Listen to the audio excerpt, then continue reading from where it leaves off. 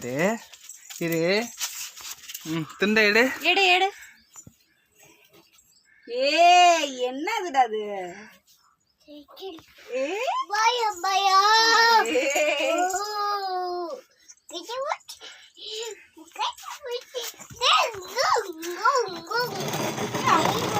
உட்காரு, ஏறி உட்காருங்க, ஏறி உட்கார்ந்துக்குங்க.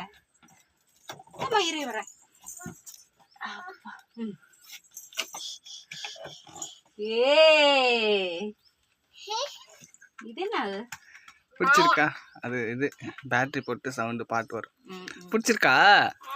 நல்லா இருக்கா?